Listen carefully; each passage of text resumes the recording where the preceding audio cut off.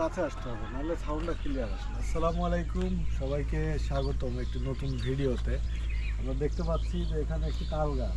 তাল গাছটা এই জমির ময়লা আবর্জনা পোড়ানোর অজুহাতে হয়তো বা উসিলায়, দুটাই হতে পারে। তো তাল গাছটা প্রায় মারা যাওয়ার পথে। এটা একটা সুন্দর রাস্তা, আশেপাশে অনেক তাল গাছ আছে। এটা চমৎকার সুন্দর একটি রাস্তা। এই আশেপাশে তাল গাছগুলো দেখতেই পাচ্ছেন যে এই তাল গাছটিও সেরকমই ছিল। তো থাকার পরে এই যে অবস্থা, এই যে এই কৃষক হয়তোবা আমরা যেটা ধারণা করি যে ওনার এই গাছটার জন্য হয়তো অসুবিধা হয়, তো এটাকে পরিকল্পিত হত্যাকাণ্ড বলা যায়।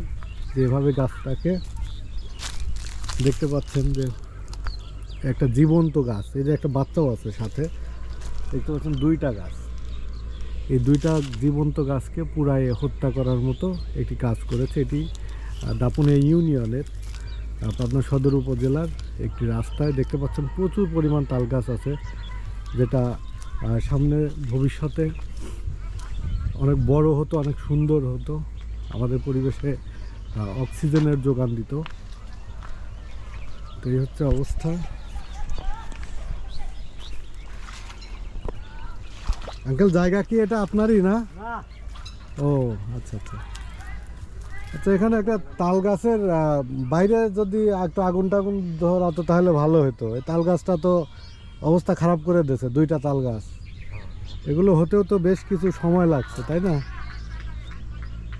আর যেন এরকম না করে, মানে এই রাস্তাটা এরকম হলে সুন্দর হবে।